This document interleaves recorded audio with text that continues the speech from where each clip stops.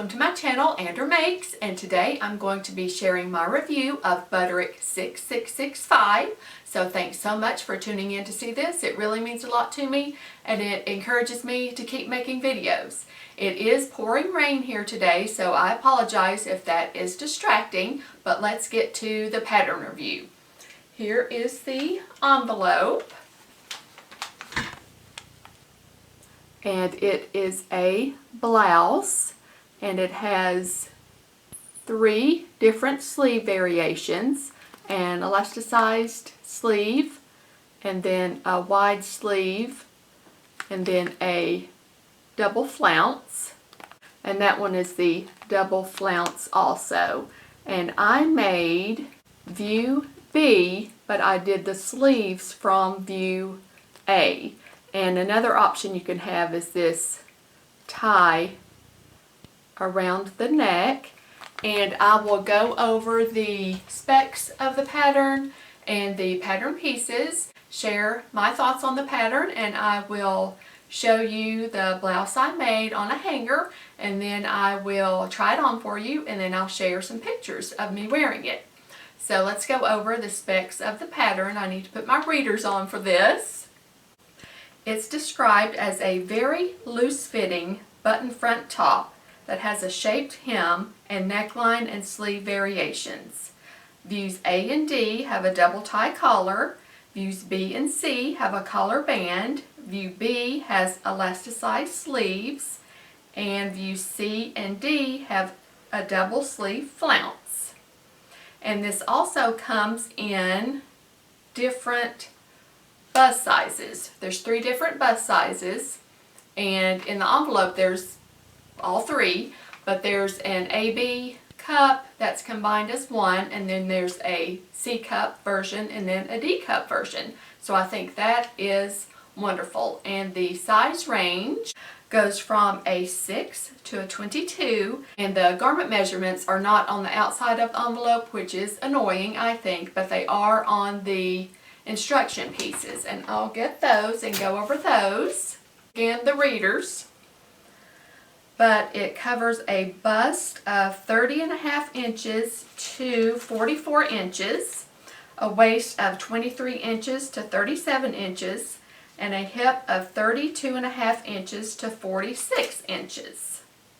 And here are the pattern pieces for what I made. Like I said, I made view B, but with the sleeves from view A. And it has the collar band pattern piece. And let me know if you like seeing the pattern pieces or you would just prefer I skip that. And it has a yoke piece, which is cut on the fold, and the collar band was cut on the fold as well. Here's the amazing sleeve. This is what drew me to the pattern to begin with. Look at this thing. I love it. And here is the back piece, which is cut on the fold. And then the front piece.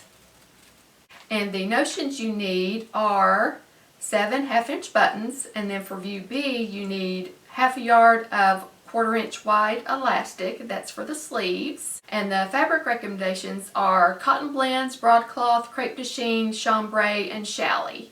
The pattern is rated as easy, and like I said in the description, it says it's very loose fitting. And I have some opinions on both of those things. I wouldn't personally classify it as easy. If you've been sewing for years, it would be easy. If you're a beginner and have never sewn a garment before, I personally wouldn't classify it as easy. And also, I don't think it's very loose fitting. To me, very loose fitting would be perhaps something that you would need a belt with or something. But once I try it on for you and show you the pictures of me wearing it, let me know what you think. But to me, I don't think it's very loose fitting. Maybe relaxed or just loose fitting might be a better term. But like I said, let me know what you think when I try it on. Spoiler alert, I love this pattern. It is probably one of my top 5 favorite patterns so far. And I'm going to grab my blouse and show it to you. Here's my blouse. I made it in this, what would you say, plum or raisin color. linen look fabric that I got from Joann. This is pretty much my hair color, but if you saw my September plans video, this was part of it. And like I said, I love this pattern. And I'll go over it with you. I'll show it as best I can on the hanger, and then I'll try it on for you and then share some pictures of me wearing it. But I did the collar band option, and with the wide sleeves, which I love. This is my one of my favorite parts of the garment. And I chose, what would you say, brushed nickel, maybe, colored buttons. And it has bust darts here. And here's the back. Oops, my pattern just fell off. And it has a pleat in the back and a yoke. And it also has a curved hem. And let me show you some of the details up close. I knew that with the wide sleeve like this that the hem would show. So instead of just doing a double fold hem, I added bias binding to my hem, which I thought was a nice touch. And then I also used my variegated swirls serger thread. If you saw my Wawak haul video, I share that, and if you haven't seen that, I'll put a link to it right here so you can watch that if you'd like. And then also on the curved hem, I added bias binding as well.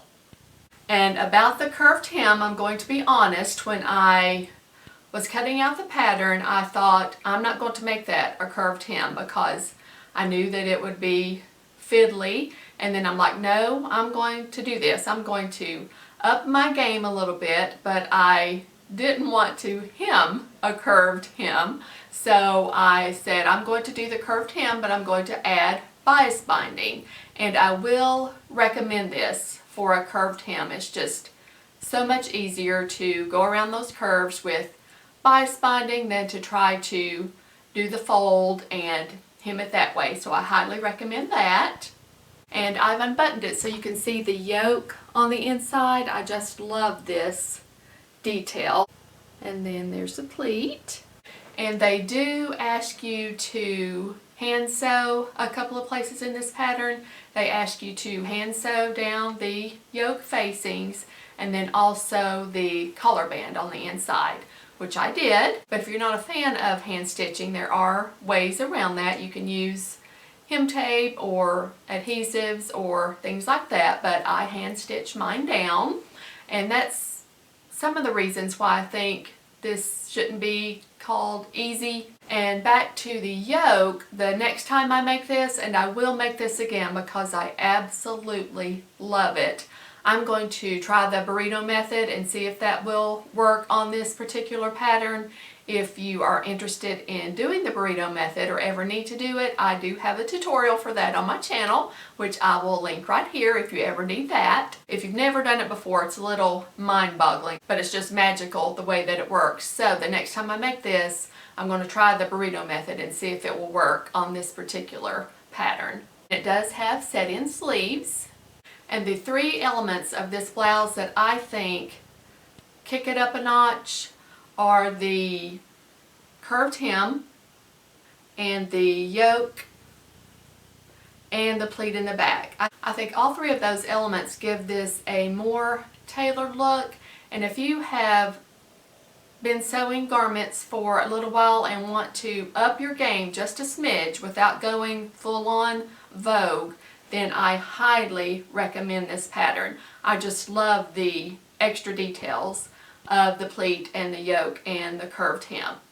And back to the buttons, if you do not have one of these Slim Flex expanding sewing gauges, I highly recommend it. Here's the packaging, what it looks like. And not only can you use it for buttons, but you can use it for snaps and shirring and pleats. And here's the actual tool. And it expands to whatever dimensions you need it to, and it keeps all of your, whatever you're doing, buttonholes, pleats, snaps, whatever, it keeps them the exact same distance apart.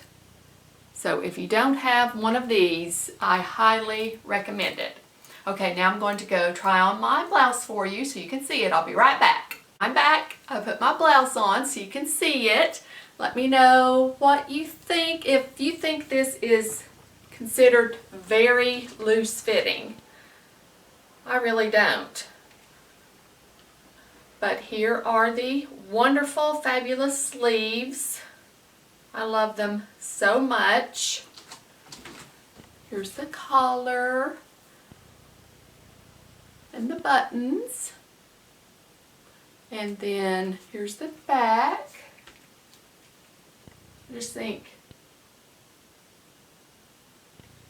the yoke and that pleat look so nice. And let me get up here so you can see. And then here's the curved hem.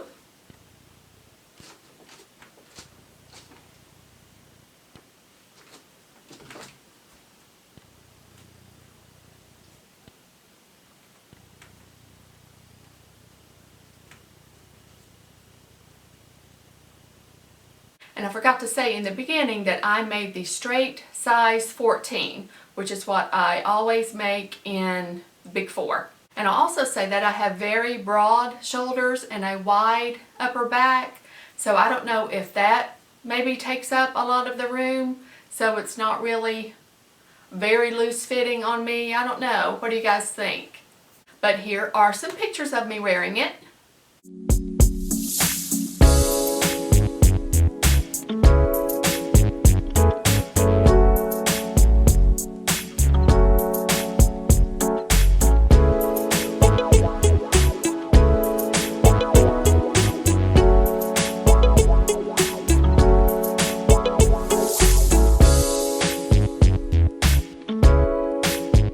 So that's my review of Butterick 6665 and the experience I had making it.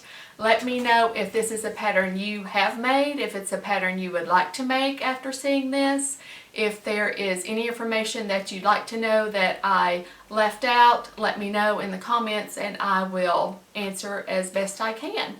As always, thank you so much for taking time out of your day to watch my video, and thank you to everyone who has subscribed to my channel thus far. It really means a lot to me. If you haven't subscribed yet, I would really appreciate it if you would. Thanks so much for watching. See you next time. Bye!